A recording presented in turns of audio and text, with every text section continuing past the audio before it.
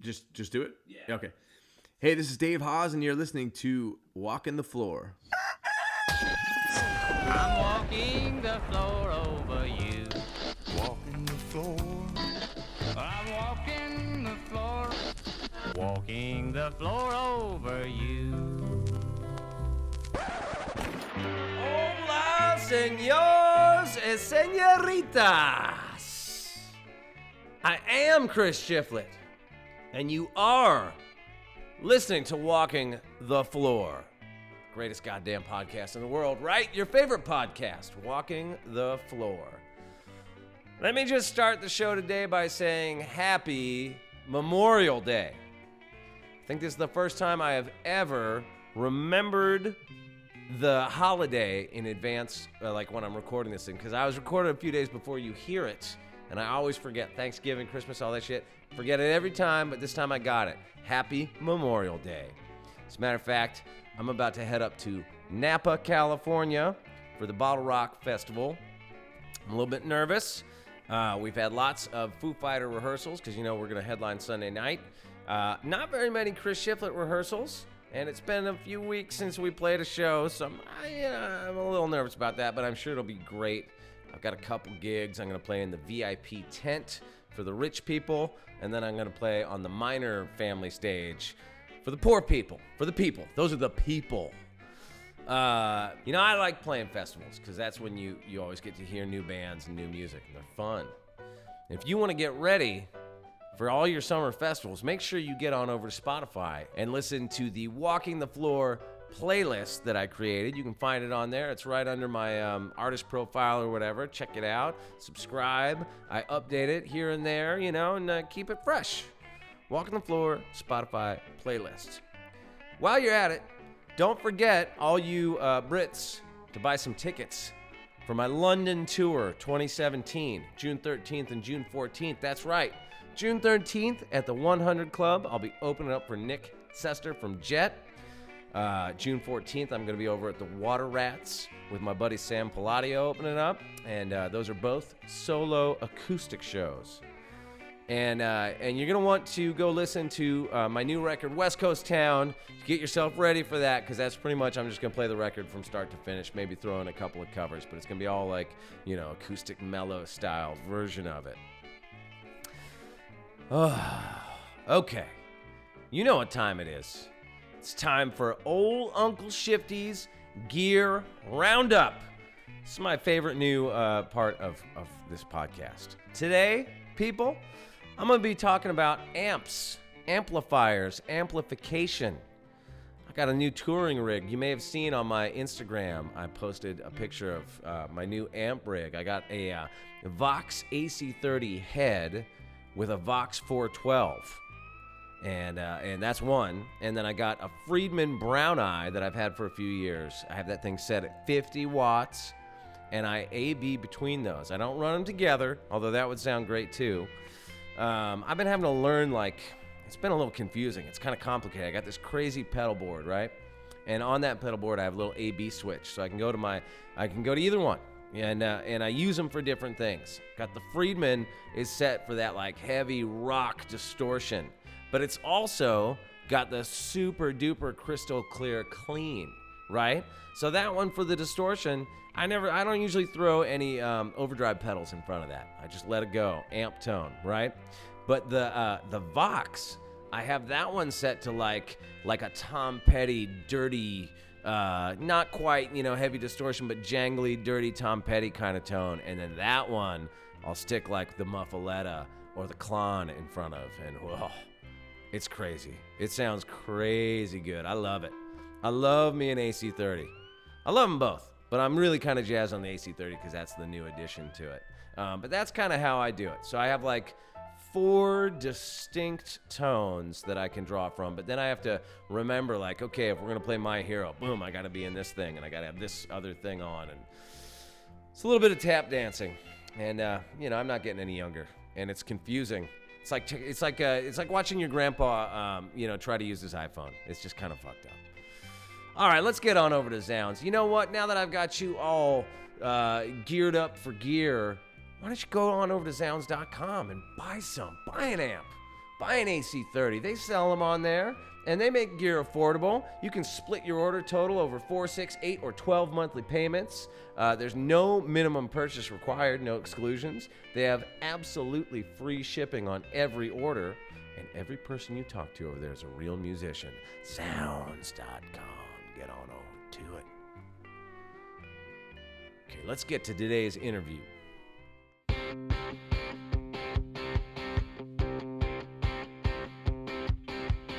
All right, I sat down with Dave Hause just this past week, so this one's fresh, man. He's in the middle of, touring for a new record he put out just a few months ago called Bury Me in Philly. This is his third full-length solo record. You know, he used to be in the Loved Ones, put out a couple records on Fat, and even before that, he was like, I mean, the guy's been in a bunch of bands, but you may have known him as like a roadie for the Bouncing Souls or Sick of It All. This guy's been around, man. He's been making records for a while. I can't exactly remember when or where I met Dave Hause, but I feel like I've known him for a long time. Well, I know I've known him for a long time, but I can't pinpoint where I know him from exactly. One of my favorite things about my man Dave is that he now lives in my hometown of Santa Barbara on the Mesa. How great is that? He's officially a Mesa rat, which I bet he doesn't even know what that is, but I'm going to have to tell him next time I see him. This is Dave Hause on Walking the Floor.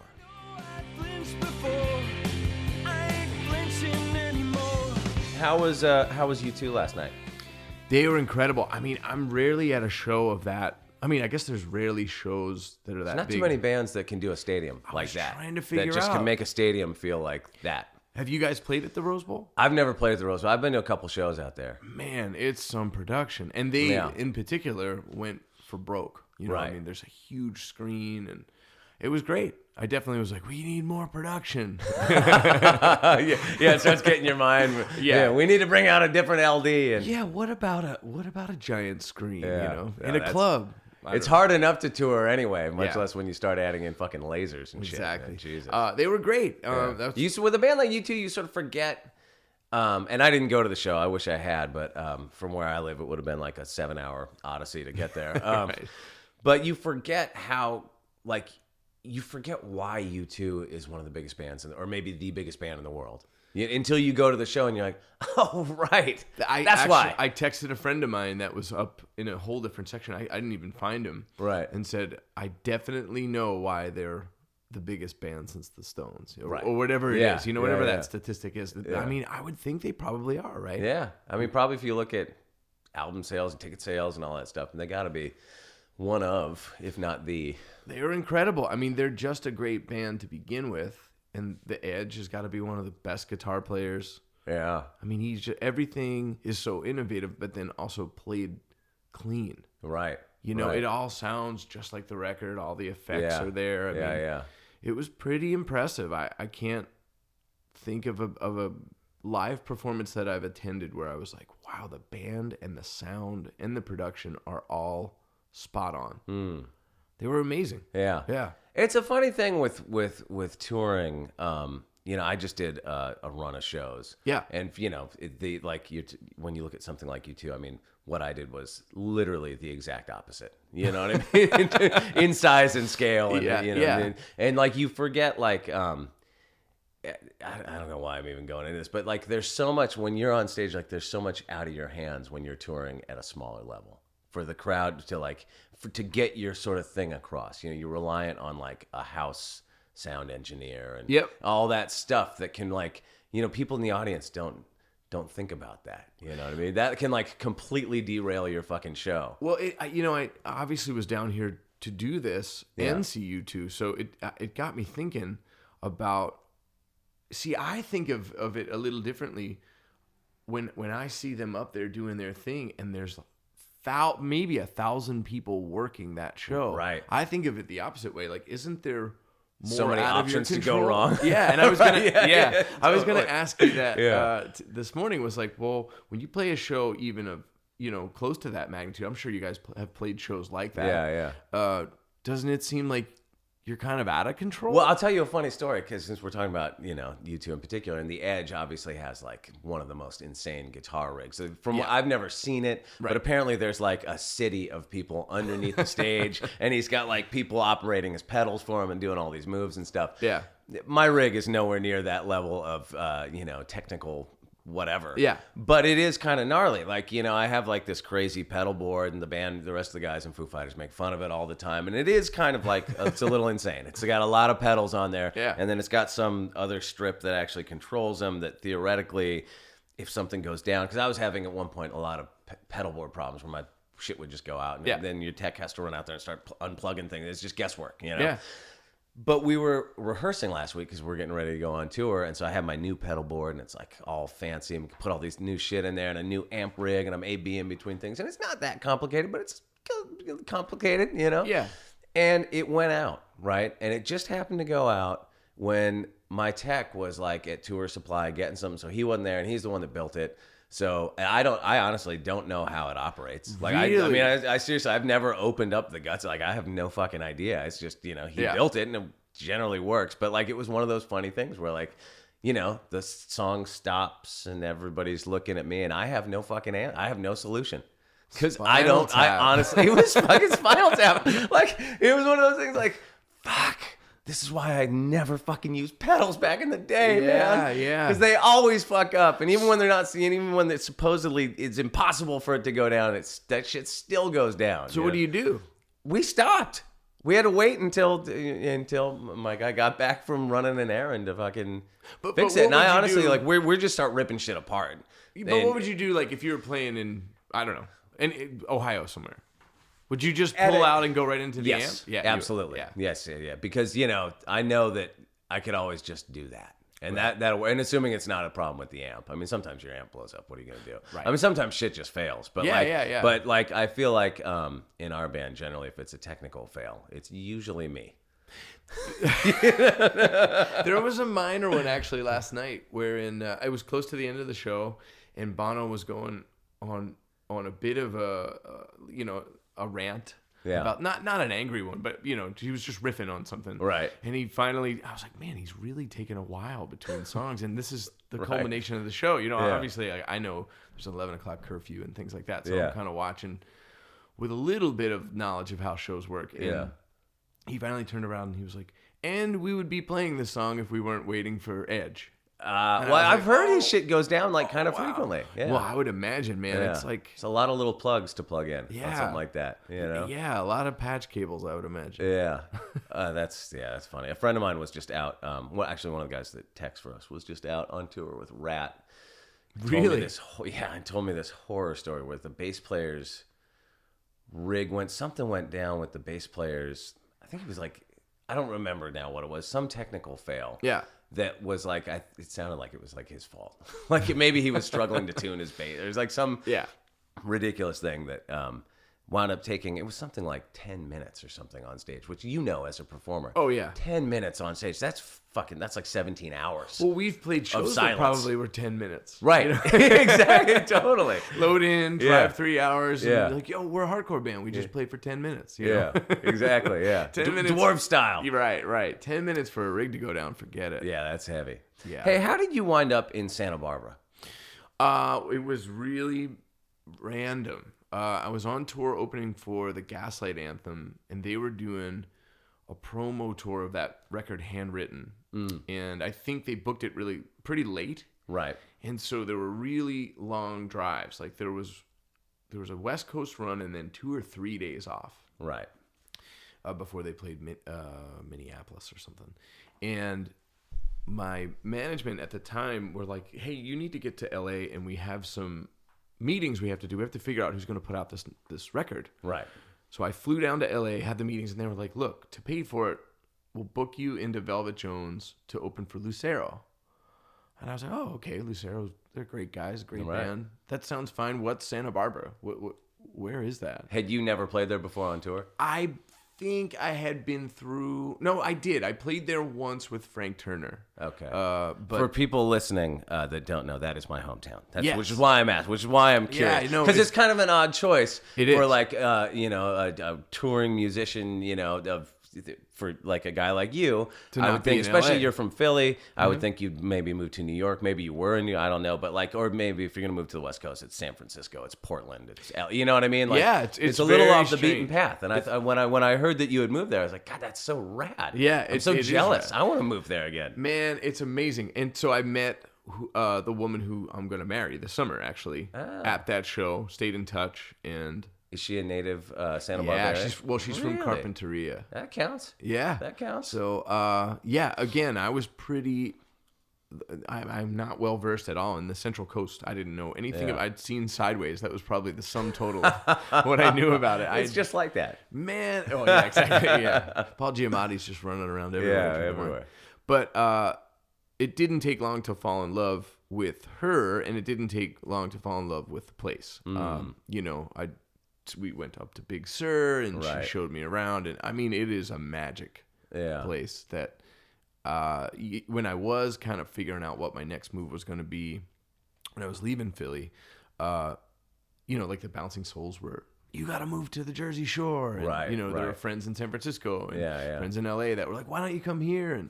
And this just sort of, I mean, it's more my speed, Yeah. I think, than moving to LA would have been. I think I Right. would have maybe had trouble keeping my soul in LA. Right. You know, if I at the time I was kind of adrift and I was still drinking, and Right. I'm not sure if LA would have been the best choice. In fact, I stayed with Skiba for a couple months when I was finishing the writing of Devour and then recording it, because we made it at Grandmaster. Oh, okay. And so I got a taste for the LA life, and it was super, super cool of him to let me stay there, and we had a great time, as you can Yeah. imagine. Yeah, sure. Matt loves fun, and I do too. But I kind of thought, well, let's check out Santa Barbara. Let's see how this relationship goes, Yeah.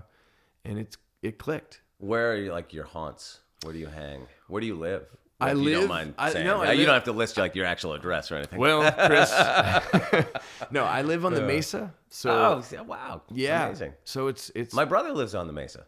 yeah. In fact, this maybe we should have done this off air, but it's kind of cool to do it on air.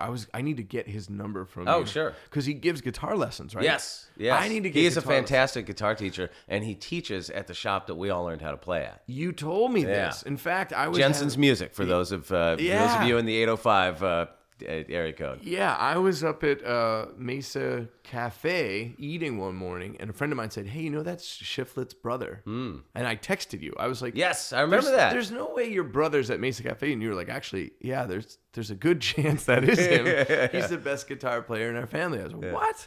So yeah, I need. Mike's a funny dude because he never really had the band bug. No? But he was the dude that sat in his room and learned note for note like Ritchie Blackmore guitar solos growing up. Like, Wow. and could play it when we were kids, you know. Incredible. Yeah, he rips. And then when he started teaching, you know, just that active, you know, then he's just doing that day in and day out for, you know, decades now. So Like, he's never any amazing. interest in like writing music for him, or I don't think so. I mean, not that he's ever shared with me. I think my brother Mike had like incredible stage fright that he just wasn't interested in like the band thing. Just I don't remember him ever even kind of yearning to do that. Really, he just loved. He was the guy that got all of the rest of us hooked on music. You know what I mean? He was like the Whoa. music freak first because he's our oldest brother, and that Cool. sort of then translated down to my brother Scott, who, you know, and then on to me.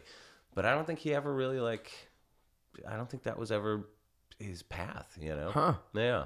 Well, we even yeah. tried to, this was a long time ago now, but there was like one Christmas that me and Scott and our stepbrother Steve-O tried to get Mike to come. We just whipped together like a really shitty little cover set and tried to go play a bar down the street from my mom's house. And I swear to God, we're all in the bar. It's like, you know, well, you know, having beers and stuff. This is probably in like 1992 or I mean, it was forever ago. And it's our time to go up and play, and we all go to get up there, and we look around. Mike is just gone. He's just hightailed it out the back door. He was just nowhere to be found. wow, Yeah. that's part of being in a band. You gotta, Totally. you definitely have to show Yeah. up. Wow, that's cool. Yeah, so Yeah. the Mesa is where he lives. That's where I live as well. And then I'm always on my bike. I rip down to Carp, or I rip to Montecito, and I learned how to ride a bike at Shoreline Park. no kidding. Yeah. I mean, that's essentially my backyard. Right. Yeah, you know, yeah. like Shoreline. We're at Shoreline Restaurant all the time. Oh, nice. Yeah. I mean, I imagine that must have been pretty. I mean, you toured a lot already at that point, so probably nothing was like particularly shocking. But that's got to be a big cultural change from Philly, you know. Dude, it was. I mean, it was as bizarre as if I would have moved to England. Right. It was as far away and as Right. culturally different. Yeah. And it's funny when my family comes to visit. I have 3 sisters and then my little brother who plays with me in the band. Right. Every time any of my friends or family have turned up for a visit, they look around like they just landed in the Garden of Eden. They're like, "This is where you live." Yeah. And it always is nice because I'm, you know, when they get there and respond that way, I'm like, okay, this insane I made the right rent. choice. Yeah. Well, I made the right Yeah. choice, and this rent is worth it. You know what's so funny, dude? Growing up in Santa Barbara, I thought Santa Barbara was just a fucking hick town. It was the sticks. It was nowhere. Yeah. All I wanted was to get to LA. Yeah. Just desperately wanted to get to LA. Right. And like the minute I moved to LA, I remember like clearly the first time I came back, because I would come back all the time, you know, it's an hour and a half or whatever. Yeah. That's why I spent most weekends up there hanging out with my friends. But I remember the first time I came back, it was like Santa Barbara was in Technicolor for the first time. Like, oh my God, this place is so beautiful. You know, I was thinking about it this morning that I've played Philly a million times. Yeah. You know, over the years, because, you know, done a million shows there. But I've never really spent enough time in Philly to get, it's just one of those places. I've never gotten a real sense of it as a city, because most of the time when I've played there, we leave that night. We go to New York, or we go to, you know, DC or wherever, you know what I mean? It's always been a brief stopover place, with the exception of like one Thanksgiving that I spent in Joe Sib's cousin's basement, but that was out in the burbs. That's right. He's got family in Philly. Yeah. But so I never really have gotten a proper sense of Philadelphia as a city. What was it like for you growing up?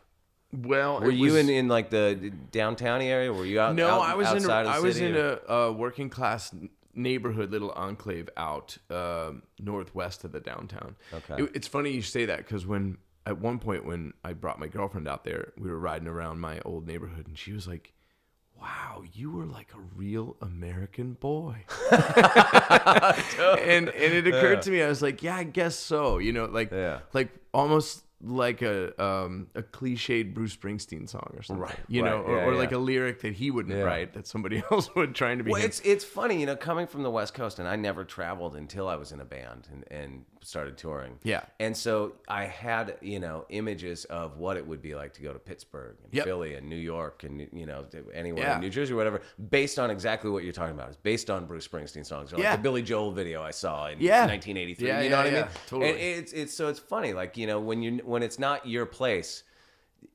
it comes with that baggage, and that forces a certain interpretation of it. You know what I mean? So I'm wondering how much that actually is relative to, you know, your upbringing. You mentioned that you went back to Santa Barbara after moving to LA, and it was in Technicolor. The same thing kind of happened to me with Philly, and that's what ended up leading to the writing of this last record and trying to reckon with it, because there's such a chip on the shoulder of people from Philly, because you are in the shadow of New York and you are in the shadow of DC. Right. And, you know, at least that's the perception. Right. And we're, you know, a great town. It's one of the, like, most people would say that I know would rather play Philly than New York or DC, because it's such an awesome. Well, it's become like a super hipster town now, too. It I mean, has everywhere now, has yeah. to an extent, but Yeah. as people were pushed out of New York into Brooklyn, then eventually those people got pushed into other places, Philly being one of them. That's right, yeah. You know what I mean? So It'll got be that the next thing to too. go. You know, it'll be the next, Right. like, Nashville type influx of people, and there'll be artisanal donuts and coffee everywhere you go soon. I mean, if it hasn't already. But, Right. But for me, it was it was working people in the neighborhood that I was in. It was somewhat integrated. It wasn't totally like segregated like some other major cities are. It was a lot of, I mean, we were metal and punk rock kids, so we were a little outcast. I also had a weird upbringing. I was raised in a Christian family. So I was living in like this gritty working class town in the 80s, and but didn't go to like public school because it had already started to really crumble and get pretty bad. And my folks were, you know, they wanted to send me to some kind of better schooling option, and they were super into, you know, Christianity. Right. And so I was the punk rock metal kid in my weird semi-suburban school. You know, I went there from grade school all the way up. And so all of my friends in the neighborhood, you know, that was a different pack. I had like a bunch of different pockets of people that I was hanging with. Right. That must have given you incredible fuel for that punk rock.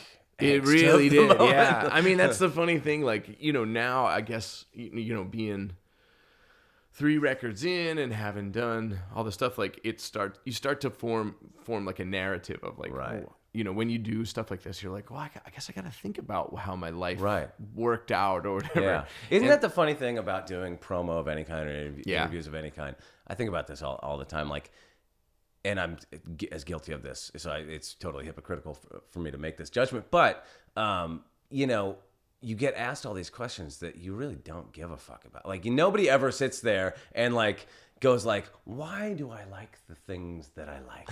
Yeah. What led me down this? You know what I mean? Then, so you have to sit there and like, everyone needs an explanation. Yeah. You know what I mean? It's a funny thing. It does provide some context though too. And one thing I was thinking about when we were talking about doing this podcast is there is this weird world of people that like rock and punk rock and then also singer-songwriter music.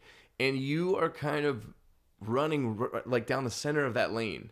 And that's very, very refreshing. Well, I mean, I was actually going to get to that later in the interview, but since you brought it up, I'll just ask it now. Because the question that I get asked all the time is, you know, why do you like country music? Yeah. Why do you? So, but that doesn't exactly apply to you because you know, like, I mean, I don't know how big of a country fan you are. I do or like not, country music, yeah. But I was going to say a similar question or a riff on it would be, or I also get asked, you know, what is the connection between, you know, country music like Hank Williams and punk rock? Because there seems to be this kindred spirit thing, right? So my question for you would be, what is the connection between artists such as yourself or, you know, maybe Gaslight Anthem, or even you could say like the Get Up Kids or something like that, and artists like Ryan Adams or Jason Isbell? Because to me, musically, they're very kindred spirits. They're very similar, but I don't know that there's a lot of overlap socially or artistically there. You know what I mean? Well, it does seem like we're sort of that's what I mean. You're melding the worlds. When I was looking through the podcast history, and I was like, okay, you've had Davey and Jade, you've had Skiba, you've had Isbell, you've had Mike Ness. It is sort of that petri dish of things in my mind that are very similar. I think that a lot of it, and this does get back to the initial question of like, what were you into? How did it all, you know, marinate or whatever? I think that for me as a kid, it was like the anger and the frustration that of being in that Christian environment and being in the working class town where like you couldn't quite, like you could always see the ceiling. Right. There was never a model for like making music as like a job to me. Right. And that was frustrating. So punk rock came along at the right time. The Misfits and Metallica and all that kind of stuff were great when you're 12 years old and pissed off. Sure. But I mean, were you questioning the religious part of stuff from a young age? Were you like, I'm not buying that. It wasn't a good mix for me. And that took many years to kind of fight through. But I think like if you do the deep dive on any of that music, there's lots of great songs. The Misfits are great songwriters, you know, and Danzig and all that stuff that I was into. There were amazing songs. So I think if you're a super music nerd, even if you are into metal and punk and alternative music or whatever that was in the late 80s and early 90s, if you're deep diving into it, you're getting into the songs.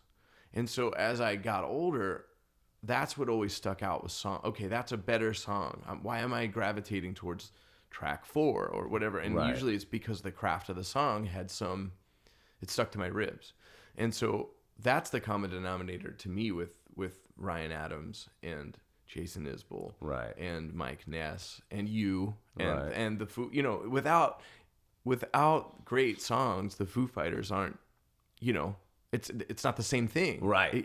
Sure. You know what I mean? Like it adds the dimension that really attaches people's hearts to it, right? And so that's I think where where it all makes sense to me. But yeah, stylistically, people have us all sort of in different camps. Right. Well, it's funny. I always laugh like if people only knew like what we were actually listening to on a No Use for a Name tour in the van. You know I bet. Because it was Tony that hipped me to all that shit. You know, Right. Tony was the one that was into Uncle Tupelo and Wilco and Sunvolt and all that stuff and Old 97, all those bands.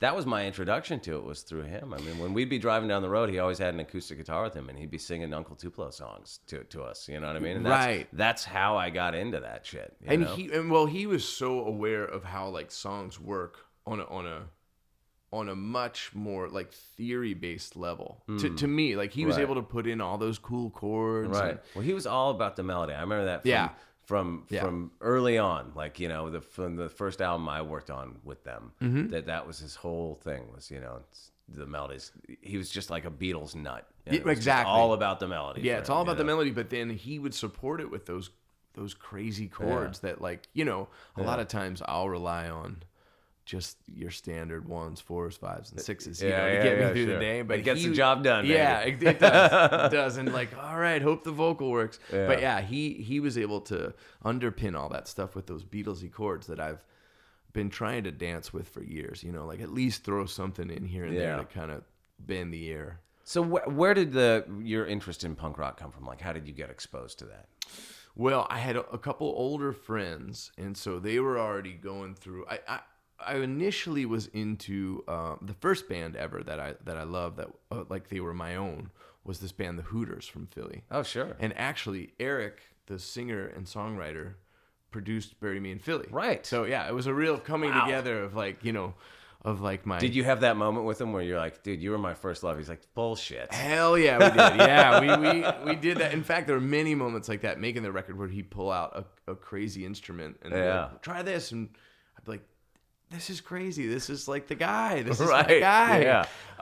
So I was super into that band and got into, you know, and my folks were into Bob Dylan and they were into Tom Petty and Dire Straits and Springsteen and all that stuff. So I had that as my baseline as a kid.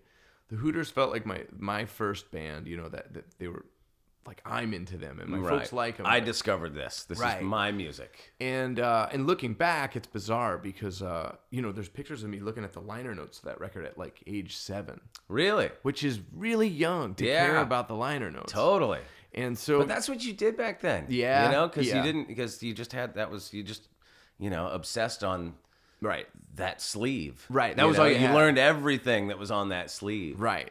And so from there, it was, it sort of got more and more aggressive, my taste, as I got older. So like within a couple years, it was Aerosmith and a little bit of hair metal kind of vibes and you know, but it was really Metallica and Iron Maiden I found at the same time. I was in grade 6 and found them through older friends. Like my buddy was a couple years older. And then I was like, what is this? You know, this is seems evil and it seems awesome. Right. And it's a little scary. Yeah. But I love it. And then from there, I also had an uncle that liked The Clash. So right around the same time as I was into like the Hooters and Heart and Bryan Adams and stuff like that, he hit me to London Calling. And so they were always sort of floating back there as like, I really like that. And it's called punk. Like that's something different. Yeah. But then it all sort of started to coalesce around getting into Metallica and Iron Maiden and seeing like Misfit shirts and seeing the band. Like Garage Days was super informative because once I got into the Misfits, then it was all in. Because I guess when like Nirvana and grunge started to hit, I already felt like I had the inside scoop. Right. You know what I mean? Yeah. Like all the kids at school were like, yo, we really like Pearl Jam and we really like Nirvana and Soundgarden. And I was like, yeah, of course, me too. I'm falling in love with these bands at the same time. Yeah. But I felt like I had the upper hand because I knew about the Clash and I knew about the Misfits. I was like, I already know about punk, and I was, you know what I mean? Because it was always a race with the Christian kids to get to the cool shit first. You know, like, I know that shit's important when you're young, man. Yeah. Like they got. I think that's half of what drew me to most of the underground shit that I loved growing up. And then when it got too big, when all the kids at school knew, then you're kind of like, I'm over it. Yeah. Well, exactly. Metallica was that very thing. thing, and Nirvana and Pearl Jam to some degree. It was Yeah. like one summer they were mine, Yeah. and then the following summer they were everybody else. Exactly. Yeah, And yeah. it took a long time to break that cycle, because once you get really into punk rock scene and hardcore scene and things like that, it's really possessive. Right. It's Yes. it's really myopic, and it's like, I remember taking my whole CDs back to the local record store and being like, I'm not into this shit anymore. Right. I'm into, Sick of It All, or whatever it was at the time. And it's funny with punk rock, like especially by the time I ever got there. It's funny to hear stories of like the early days in the 70s of punk rock when it was like everybody's welcome and we're all this community of weirdos kind of thing. Because by the time I ever got into it, it seemed like a very like cool kid society, closed thing. Yeah. That, whatever, I was a part of it, but like, it wasn't like this like open-minded thing. You know what I mean? At all. You know what I mean? No. It's like every other sect of anything. Right. Like it just closes in more and more and more. Yeah. And it kind of reminded me of the Christian upbringing, where it's like, there was this giant church, and then they reformed, and then there were Catholics and Protestants. Right, yeah, and by the time, I was alive, there were so many different, we're this kind of Baptist, we're that kind of Baptist. I was like, this is the same shit. You guys are doing the same shit. You just made a couple minor changes. So I think like that's part of why I've always pushed back against the punk rock thing. I've sort of embraced it more on this record, because when the Loved Ones records came out, I was frustrated. Like, I knew that Fat was giving us a fair shake. Yeah. I knew that Mike and Aaron were good people. Yeah. And I knew that everybody that worked there was rad.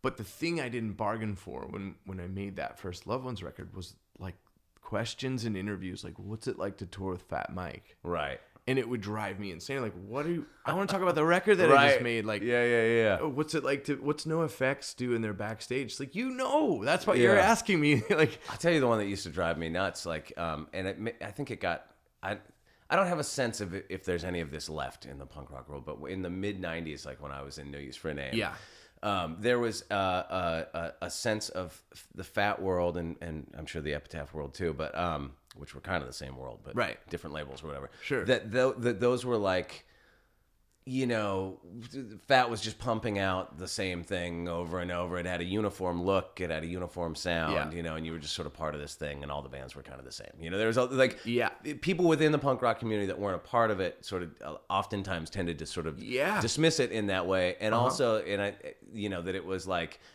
borderline. Remember how much hatred there was for anything that reeked of major label anything. Yeah. And we would get some of that. I mean, people would ask me in those same kind of interviews, like, and this was the thing I was getting to, like, people would over and over say, like, what's it like to be on a corporate sellout label? I swear to God, I mean, I was asked questions like that, question over and over. Lame. And I'd be like, what do you mean?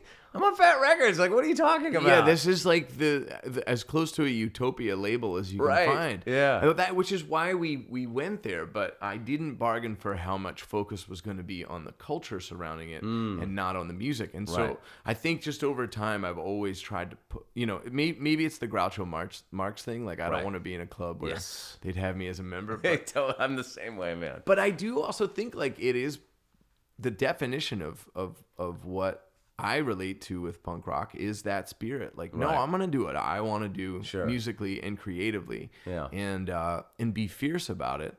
And moving in that solo direction, I didn't realize that at the time. I thought I was like gonna make Elliott Smith style records, and you sort of like that was the way I envisioned it. And then of course you sit down and write your songs and sing them your way, and you're like, but that's the great thing. I mean, in your head you're hearing Elliott Smith, but then it's coming out, you know. I mean, it's almost like, I've thought about this before. It's really kind of hard even to like rip somebody off, because inevitably when you're trying to, you're just not going to sound like them. You know what I mean? It's going to come out through your filter, and that's how great shit happens. It's true, and I've embraced that finally, I think, later in my life, where I'm comfortable with the punk rock thing, where people go, oh, punk rock troubadour or whatever. And it used to bug me because I was like, no, I'm a singer-songwriter. And at the end of the day, I'm like, well, it's great that you're covering this at all, that anyone cares at all. Is like, let's go with that. And then, sort of to piggyback on that, it's like, well, that's what they call Joe Strummer, Right. a punk rock troubadour. Yeah. So okay, Great. I'll take it. Guilty as charged. Guilty as charged, and whatever. If it turns anybody off or turns anybody on, I can't control that. Yeah. Well, it's totally out of your hands how people perceive your art. Right. And being more focused on the art and being more focused on the songs and enjoying like the craft of it has given me a lot more mental space, like just to enjoy it. Like that's what I'm after, instead of like that grind of like, well, how are we gonna have this perceived or whatever? I don't want to make certain moves that are, it's like I don't give a shit about any of that I stuff know. anymore. You hit a point where like, or I feel like when you're younger, every gig, everything, every little part of the artwork is life or death. Yeah. It's gonna be the thing that makes us or break it. And then you finally hit a point where you're like, just fuck it. Just go play, have a good time. Totally, People man. will respond to that probably ultimately better. Yeah, and they do. It's interesting because with this whole terrible situation with Cornell, I've been deep diving back into Soundgarden, and one of the quotes I saw him say was early on they got offered a Skid Row tour, and they were like, we didn't know if we should do it or not do it. Is this lame? Is this cool? How are things going to end up? And he said, the only thing that ended up happening was we sold more Soundgarden records. Right. And a lot of times with those those decisions you think that are such a big deal are just not, like, just go do it. Just go play. I think for musicians, we forget that the rest of the world doesn't have all these like judgment walls in their record collections. They know what I mean? Like, yeah. the other people can like, a fucking an Incubus record and a Madonna record at the same time and not be conflicted about it at all. That's like just for people like us. And that, but then again, like for people like us, that's what we were like as when we were younger. It's like what we're like now. Right. I listened to the Paramore record yesterday and went to see U2. Yeah. That's for many peers. From 1995, they would say, "Look, what the hell happened to you? You moved to California." but I enjoyed my day. Yeah, sure. And at the end of the day, like that's what I'm after, and I could get as much out of either of those experiences or more than I would trying to like find some obscure Gilman band, right? I'm up for that too if that hits me, but I'm not on that quest. I'm trying to, like, the transcendence of music is what I'm trying to tap into, not the critic culture, right? You guys can yelp at all you want. I'm just gonna try to play. Yeah, I figure the good stuff will find me. When did you start playing in bands? And like, were you in a lot of bands prior to the Loved Ones that I wouldn't have known about? That you wouldn't, there were half a dozen maybe, but none of them were that great. None of them were that bad either. Right. Like we did okay. Like, how did you step up to the mic and become the singer in the band? That took till the Loved Ones. Oh, okay. That took till the Loved Ones. What about songwriting? Songwriting was in this band Step Ahead. That was like a positive. Posi-core? Yeah, kind of. Yeah, I love it. The scene had gotten very violent. Yes, and I say that we're here to posi out the scene, bro. Yeah, well, I mean, I say that sort of cynically now, but that was true. That was our goal. I was probably maybe 17, 18, and the guys in the band were a couple years older, and they're still my best friends. Yeah. So it's kind of cool. Like watching U2 yesterday, I was like, this would be like if Step Ahead kept going and played the fucking Rose Bowl, because they're they're friends from when they're kids. Sure. But so those guys are still my dearest pals, and that was like the first band that started to really play shows. Like we would play shows with Madball and Sick of It All and H2O and things like that. And then also a bunch of, other local stuff, terrible, weird stuff in the middle of Pennsylvania. Right, that was like, go play in Harrisburg and York, anywhere we could get a gig. Yeah, sure. And we were a little shut out of the cool hardcore scene in Philly because we were willing to do other stuff. It wasn't just like a blast beat and then a mosh part. Right, yeah. And lyrics about being straight edge or whatever. Like we were all partying out in actual Philly, So we always were like, "What? You guys won't let us play this show? Right. Like we're from Philly, right? Yeah, we are. We are Philly, yeah. But so that was Step Ahead, and then we I linked up with Kid Dynamite. So that was the band after Lifetime that those guys did. Oh, right. And they were on national tours and had a huge buzz, and I sold T-shirts for them. And so that was my the first bite I got of touring. Yes. We did a tour with Snapcase through the States in, I think it was 99, 98.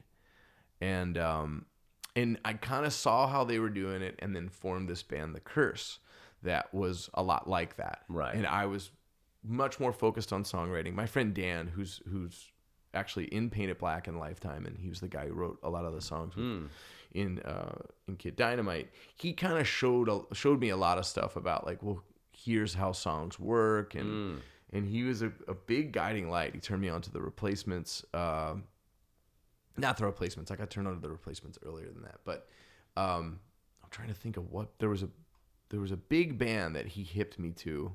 That were like turned a light on. I can't remember what it was. The Replacements I got turned on to by a guy in my record shop in my old neighborhood. But anyway, he was very instrumental in helping me along. And so The Curse was a short-lived thing. We were like going to put out a record with Jade Tree, and we were talking to Fat. At that point, we started to like gain steam. Jade Tree. Yeah. And I became friends with those guys through the Kid Dynamite fellas.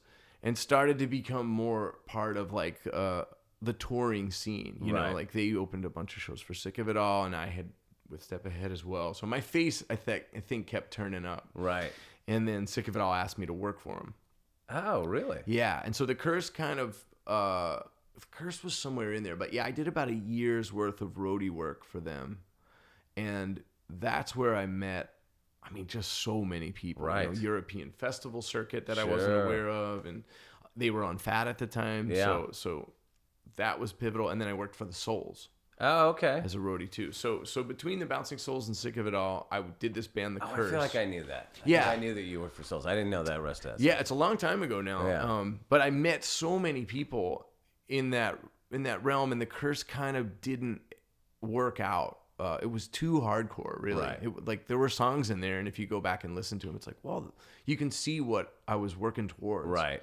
But transitional thing. Yeah, and the Souls were like, look, you can't work for us anymore. You got to go make this band. You got to go do your band. Yeah. And that's what the Loved Ones were. Okay. So I was like 26 maybe. Right. When that band started, and I had been all over the world already. I had all the festivals under my belt as a roadie. Yeah. And knew lots of people at labels, knew lots of bands, and so we were able to kind of hit the ground running. Interesting. It's a sort of a similar tale to H2O. Yeah, exactly. Right.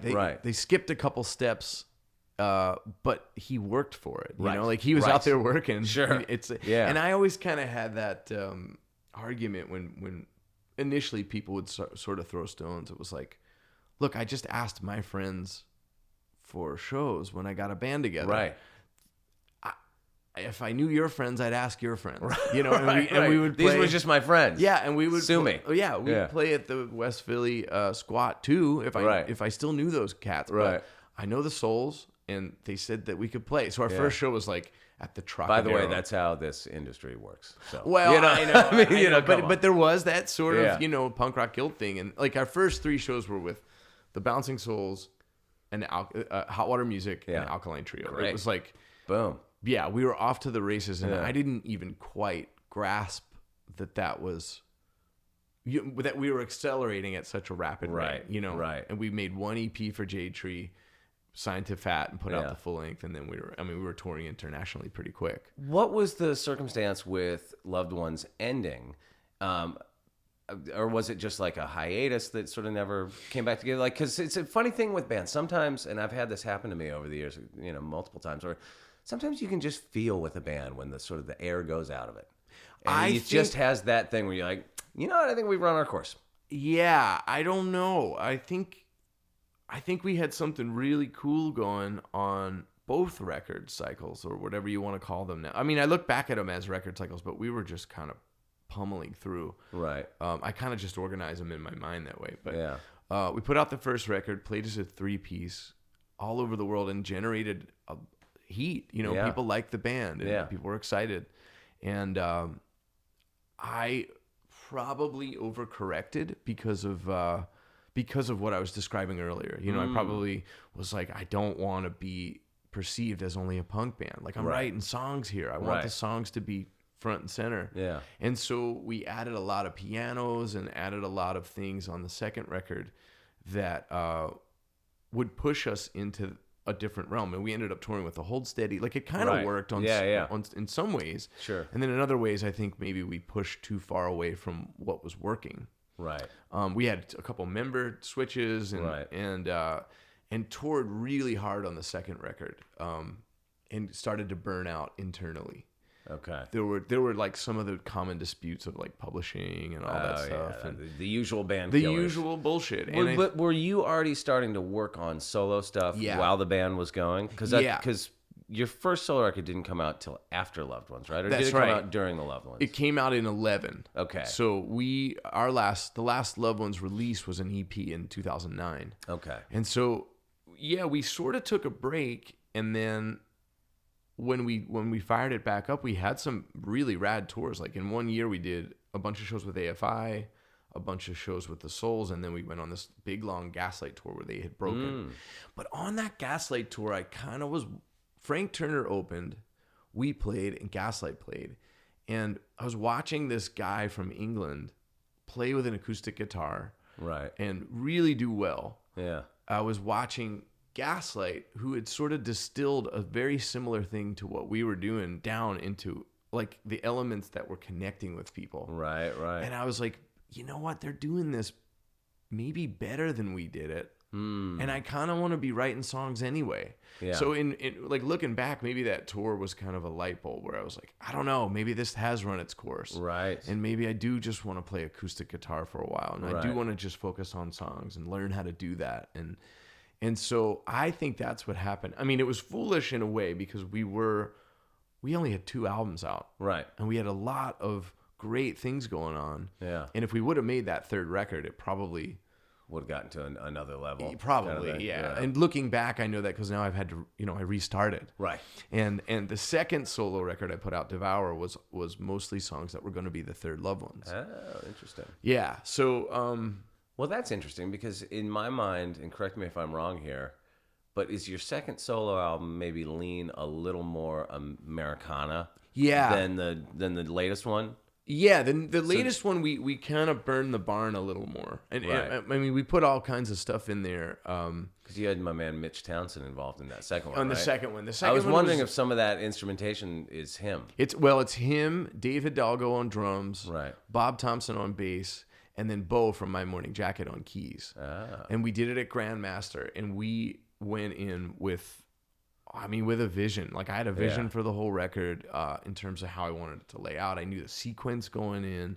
We were in the best studio I had ever been in. Right. You know, it had great studio. It had Color in the Shape and Tragic Kingdom, and I knew Stevie Wonder had made Songs in the Key of Life in that building. It used to have Billy Preston's Rolls Royce in the basement. I don't know if it's still there. It had his keyboard. Oh, okay. Yeah, Bo recorded all the keyboards or all the piano. The white piano was still in the tracking. Well, that's got to get some magic fucking dust on your record somehow, right? Oh my God, man, it was incredible. So yeah, that experience was sort of the mountaintop of me trying to push out of the punk thing, you know. But how was that received by the people that knew you and loved you from the, like, Loved Ones fans? That did great, right? Yeah, because if you were saying that maybe your second Loved Ones album had some extra instrumentation stuff that maybe alienated people a little bit. How was it when you went deeper into that? I think by that time I had been touring around as a guy with a guitar. Right. For the whole first record. Right. People liked that record. I had done the Revival tour. And, and it started to click, especially abroad. And so by the time the second record came, it was fully realized and fully thought out and really well played. Right. And the press was super positive. Yeah. And so I think at that point you could create like if you were a Loved Ones fan, and that's how you found out whatever it is I'm doing, you could trace through all those records like, oh, I see where this is going. And so your fans have matured with you. Yeah, maybe a little bit. Like it kind of made more sense by the time Devour came. Like, it put everything else in perspective. Yeah, you know. So so that was kind of the trip. But yeah, the loved ones never quite broke up because there was no really gnarly fight or Right. There wasn't like someone stealing. It was nothing crazy like that could demarcate like we've got to call this. Right. It Yeah. was like, well, someone's gonna get hurt here. yeah, it was just more like let's just not do this. Yeah. And we did last year. We did 10-year anniversary shows from the first record, which is the record really? everyone really loved. Yeah, and that was really amazing. It was 10 years. You could really mark the difference between where I was when I wrote that record and who we were as a band then and who we are now. We took we are both as people, I would imagine. Yeah, we took both lineups from the first record and the second record and combined into Voltron. So I played guitar a little less, but we had 2 guitar players, our old bass player and Cool. and our drummer, and it was super fun. And we got to the end of it, and we sold a lot more tickets and we did amazingly well. Yeah. As compared to where we were when we stopped the band. But I kind of got to the last show. It was this big Philly gig, it was like the biggest show we had headlined. Right. And I was excited to do it. It was really a wonderful experience that I was happy to be done with. Right. I was like, yeah. I'm not that guy anymore. Sure. And it's been years since we've made a record together. And unless we were to make new music together,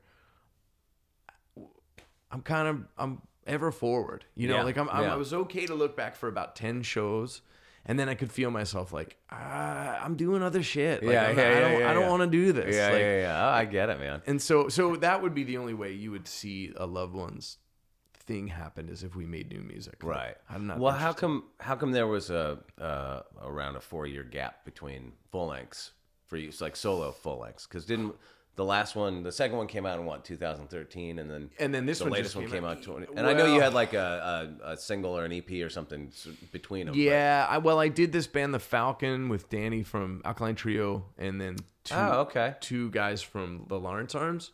Right. And we did 50 shows on that, and we recorded. That was like that was in 2016. Oh. So, and then the Loved Ones thing was at the beginning of that. So that year kind of was either Loved Ones or Falcon, and so I kind of lost a year to that. Right. I hit writer's block, though, if I'm honest. I toured the shit out of Devour, and then didn't know what to do, right, artistically or whatever, songwriting wise, and kept putting it off. And I think, I was working with my old management, and I was working with a producer at the time that was trying to guide me towards Nashville. I mean Nashville in quotes, like not the actual city, but like it should be more like Isbell. It should be more like Ryan Adams. It should, Right. And at some point, I did the same thing I've done multiple times in my life, where it's like, no, it shouldn't be that. Like, I love all those people too, and I think that they're wonderful songwriters. But for me to put a fiddle on my record, it would make more sense for me to put hip hop beats underneath my lyrics than it would a fiddle. I'm from Philadelphia. Right. Yeah. Sure. Like, I don't know what a fiddle. I know what a violin is, but fiddle? Right. And so it would be bizarre for me to try to push in that direction just to try to grab the brass ring. Right. I gotta be true to what I'm doing. And I think with Bury Me in Philly, that's why there is a few more cranked up jams, and there's stuff that like harkens back to the Loved Ones, and I've sort of looked at that instead of like looking at that as a whole other facet. Right. It's like, no, I need to integrate that into what I do. That's what I do. Yeah. And so there was just a long desert of like, what am I gonna do? I can't play a punk rock song. I can't, just in my own head. Isn't that funny how you put those kind of like restraints on yourself? Yeah. And it's totally just and when I say you, I mean all of us, but it's such a common thing. I can't do that. Right. I did that 10 years ago. Right. Right. So there was that gap, and there was also, I stopped drinking, which was a huge thing to navigate. Yeah. I moved. That changes your touring life, doesn't it? It really does. I bet as a singer, it makes things a little easier, though. It really does. Yeah. Especially what drinking often leads to. It's like, that is the enemy of your voice. Absolutely. Well, don't they say that like the best thing for your voice is like, water a good and night's sleep. Yeah. That's what I always say to anybody who's like, well, how do you keep your voice in shape? I'm like, well, I just try to sleep a full night's sleep, which is really difficult in these times. Yeah. And drink a ton of water. What's especially hard, I just did a van tour and it was a West Coast tour, which are insane drives, as you know. Yeah. It's the hardest part of the country generally to tour. Yeah.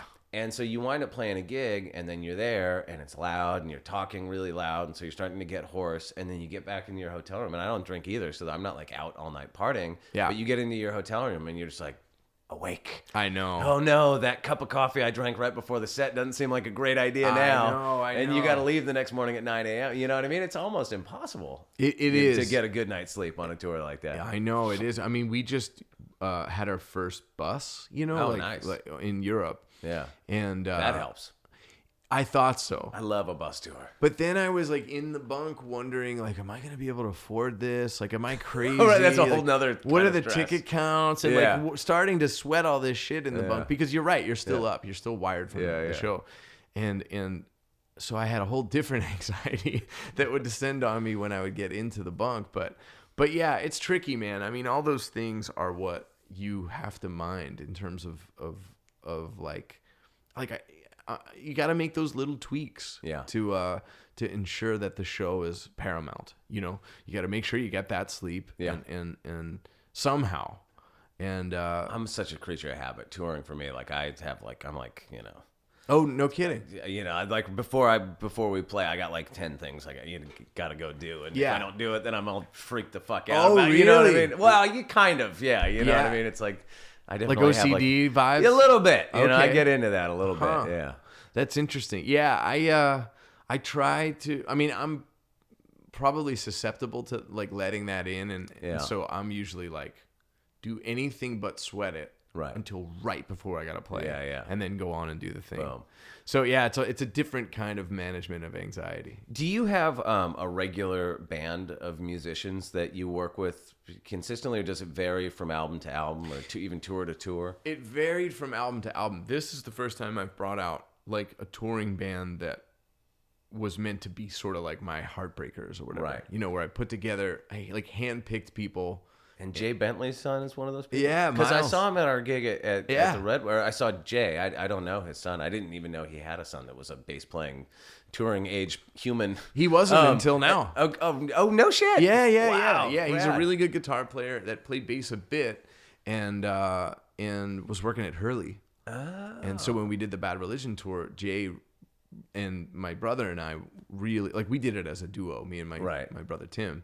And were Bad Religion an important band to you growing up? I mean, were they? They one were, of your, yeah, right. yeah. That so was how cool is that? Oh to my have, god, that tour that is was That's what an incredible. The circle is complete. Yeah, I mean, I was friends with Baker, just through the East Coast, punk rock thing, and both sort of ex-partying vibes. But yeah, we went out on that tour, Tim and I, and then it was Against Me and Bad Religion, and it was right before the election, and I mean, it was magic. Yeah. And we had such a great time with those guys, and then Jay towards the end was like, "Hey, are you putting together a band, like a touring band that'll be your I thought I heard you say that." And I was like, "Yeah."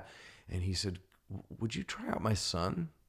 And I said, "Oh, dude, like." Yeah, what a potential conundrum that could be. I want to do more of these Bad Religion tours, Right, yeah. Like, I want to go to Europe. I don't want to have with to tell you guys. your son sucks or have that I was like, it be an issue. And I just said, "Oh, God, dude, I mean, what am I going to say? No?" Right, yeah. And he was like, "Well, just give him a try. And if he's not the guy, he's not the guy." And Yeah. I'm thinking, I don't want to make the call that I know is coming, which is like, no, he showed up and was stoned and didn't know. Didn't you know your son's a junkie?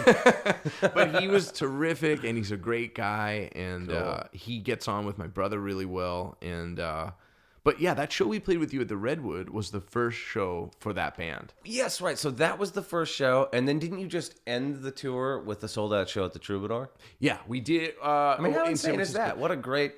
Man, it was crazy. I mean, the thing about it was we crammed in a world tour essentially into this first half of the year. Right. We did those West Coast shows where you played LA. We did East Coast record release shows. Went to Europe to headline, which was incredible.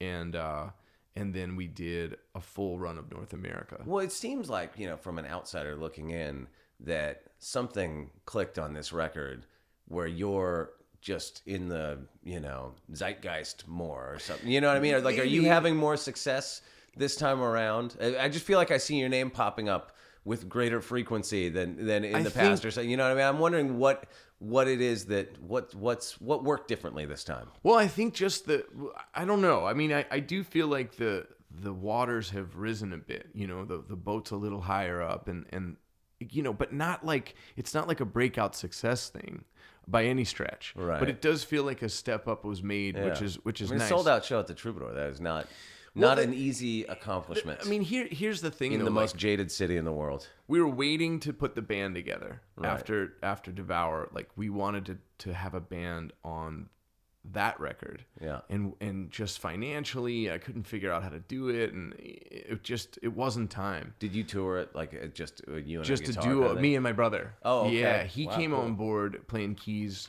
and guitar and doing the harmonies. And so that had a special charm to it. That was really cool. He was really young. He was 20. Yeah. And hadn't ever really played. So I kind of helped push him into the deep end, and now he's like this ripping guitar player that can sing like a bird. I mean, he is so badass, and he's 23. I mean, it's kind of crazy. Right. So he's really coming to his own. But I think we waited to do the band, and people wanted that. All the records are recorded full band. Right. Sure. And so there's that aspect. I think anytime you get to a third record, maybe there's a little more trust. There's people who are like, checked it out, or I saw you open for Flogging Molly, or I saw you open for Social Distortion, or whatever those various tours were that I got to do. You're actually committed to this thing. It's not actually a vanity. Yeah. Right. You're not just their buddy or whatever. Like, you actually do make records with regularity. I think there is something to making a third record, that says like, hey, I'm not going anywhere. Yeah. Like, I'm here.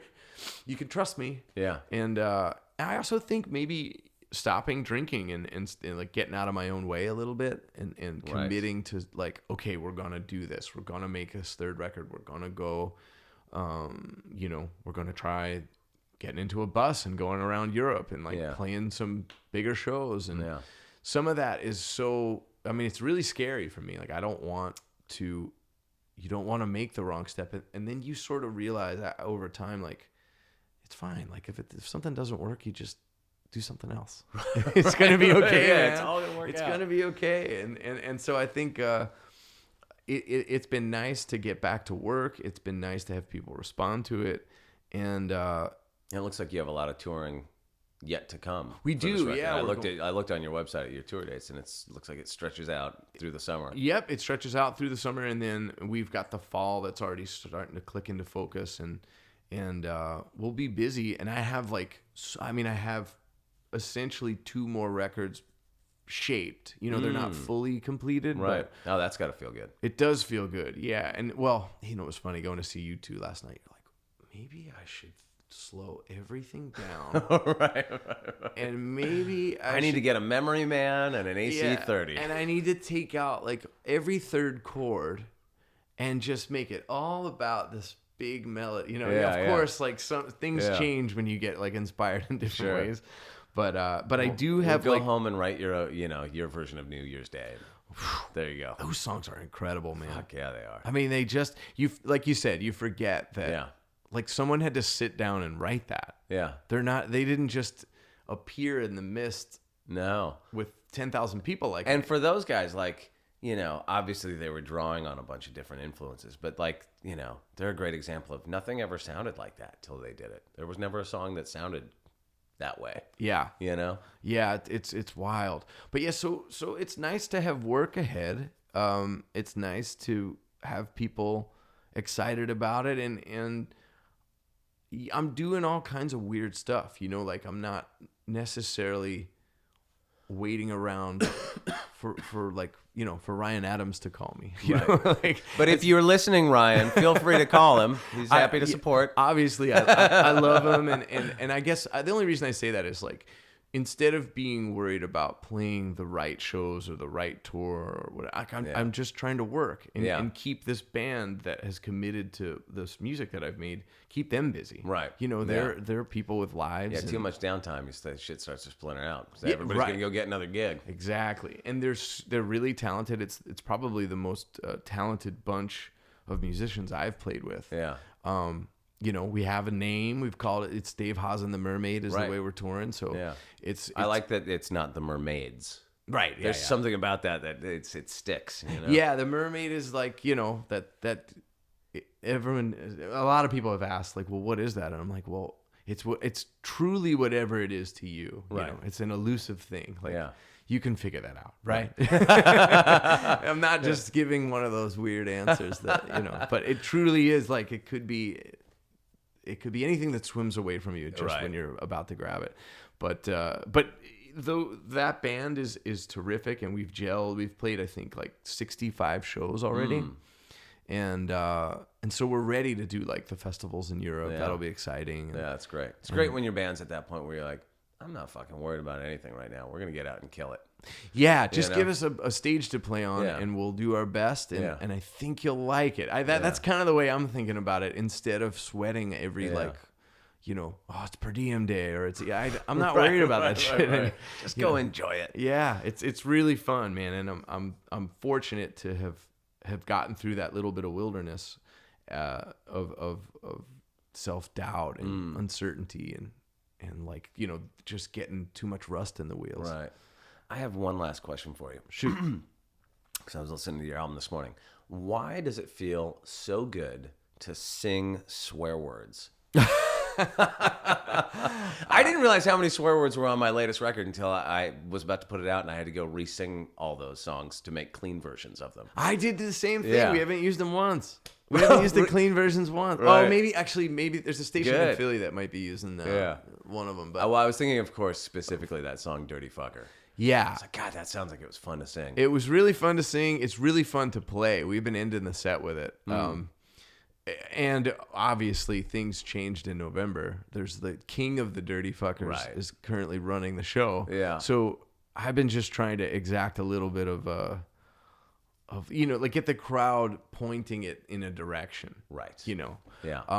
Because in essence, like I didn't write the song about him. Right. And I hope to not write any songs about him. Like I don't want to give him any quarter. Yeah. You know, there's obviously other things that are more interesting that led to that. Sure. And that got us here. Yeah. But which seems like fertile ground to write, but I don't want to write a song about him. I It's don't want funny. to give him that much. I wrote a song that I recorded as a like a bonus track for my record. Yeah. That's like if you get the iTunes version, it's like the bonus track. Yeah. That I actually wrote last year, thinking that Clinton was gonna win. I wrote this song called "Mrs. America," and it's at least in my mind, it's sort of a riff on that. But then once he won, it somehow made more sense. Yeah, it was weird. Like I didn't write it about him at all. I was thinking it was a completely different thing. But yeah, but it feels good. It feels good to answer your question. It feels good to sing them, and it feels increasingly absurd. You know, like the older I get, I'm like, what are you cussing about? You live in Santa Barbara and get to play music for a living. Yeah. But you know, there's plenty of things to cuss about. There's plenty of there always will be. Yeah, man. I mean, these times are very complicated and hard to figure out. You know how to be. You know, how to interact with people and be compassionate and kind to people that think some crazy shit about the world. Yeah. And yeah, so I think Dirty Fucker has really served a purpose in the set for all of us. It's a little bit of catharsis because there's always somebody that's gonna, you know, that song actually. I'll give you the story behind that song. It was right as I was stopping partying. I was wasted going down to the Mesa to watch the fireworks with my buddy Joel. And I stepped in dog shit. Like, awesome. Yeah, there's thousands of people watching the fireworks. And somebody's going to leave dog shit, you know, in a beautiful park. Yeah. And my friend Joel was howling. You know, he's like cracking up. And he says, Philly? He always calls me Philly. Philly, there's always some dirty fucker, isn't there? And I was just looking down at my shoe and was like, I got to remember that. Like, You're right. That's a really good. I'm gonna write that in my iPhone. real Yeah, I quick. did. I Yeah. did. And then clean the shit out of my Yeah. shoe. There you go. But yeah, it is cathartic a little bit to let loose some of that anger, especially now. Yeah. That's the punk rock. It's like the old trusty hammer in your tool Yeah. shed. You're like, well worn, but just fits your hand just yeah, right. yeah, exactly. It's like, love songs are great. I'll always write them, but right now we gotta.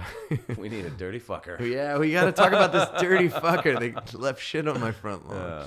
So Cool, man. Well, thanks a million, dude. I'm so glad that we were able to get together and do this morning. yeah, me too. It's been a long time coming. Yeah. I'm a fan of the podcast. Sweet. And again, I think like it's so cool that you're right there at the intersection of where Isbell and Matt Skiba. Where Isbell and Ronnie James Dio meet. Yeah, well, all of it. Like it's clear that you're just a fan of well-written songs Yeah. and are a writer of great songs. So Yeah. it's like you're helping the whole thing along. It's like Right on, man. the rolling. It's been fun. Yeah, it's Yeah. it's great that you're doing this in addition to making such great music. It's Yeah, cool. Thanks, man. Yeah, Do you, speaking of great music, would you care to play a song this morning? I can. Yeah, sure. I would love it. So do you want to get level? Should I? Yeah, you want to just see. I guess I should be a little.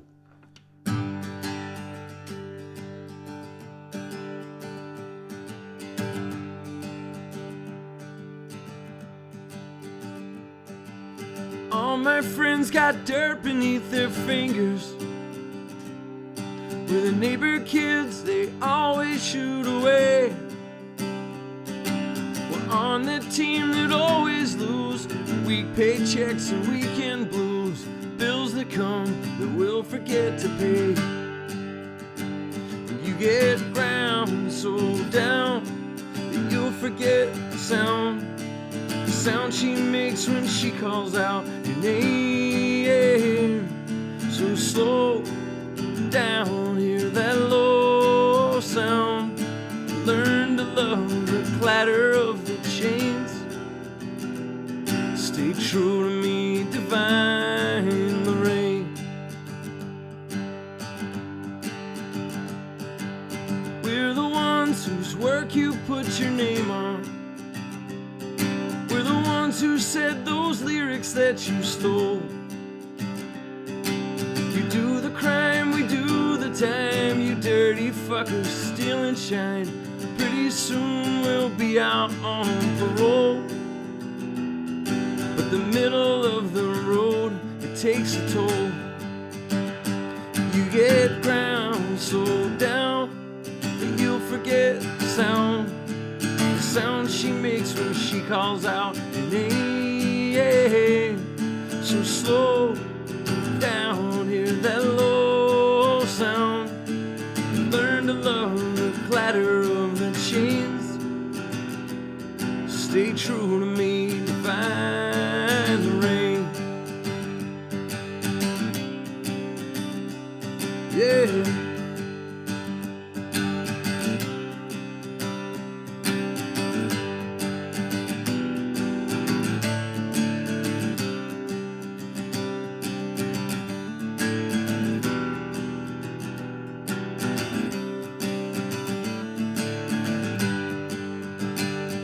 Get ground so down you forget the sound she makes when she calls out your name.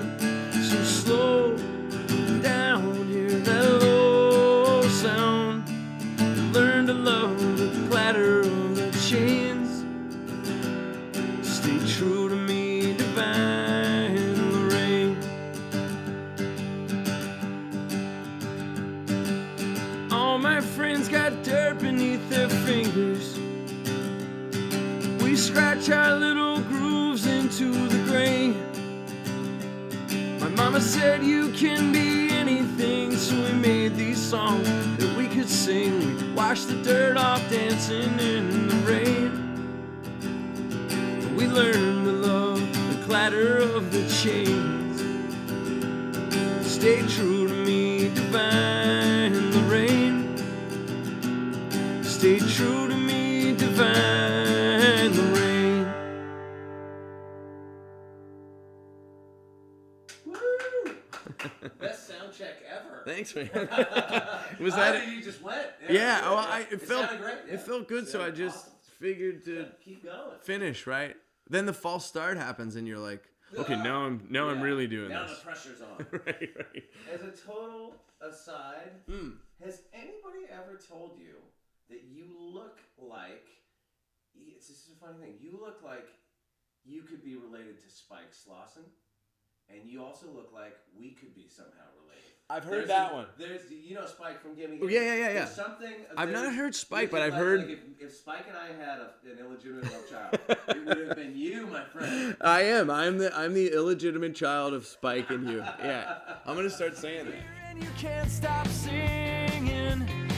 All right, that was Dave Hause on Walking the Floor, doing a very special solo acoustic Walking the Floor exclusive version of Divine Lorraine from his album Bury Me in Philly, which he is out touring for the foreseeable future. Go to davehause.com. Check out all his tour dates. I know he's got a bunch of them this summer. You can also find him on Twitter, where he has inverted his name at HauseDave. There you go. That's it. He'll be coming to a town near you, I'm sure. Check him out. And when you're doing that, check out the Walking the Floor playlist on Spotify and subscribe. And after that, go buy tickets to my London shows and listen to my new record, West Coast Town. Boom! That was all the plugs you could ever have rolled into one. Ba-bam! This has been Walking the Floor. I am Chris Shiflett. Adios, amigo!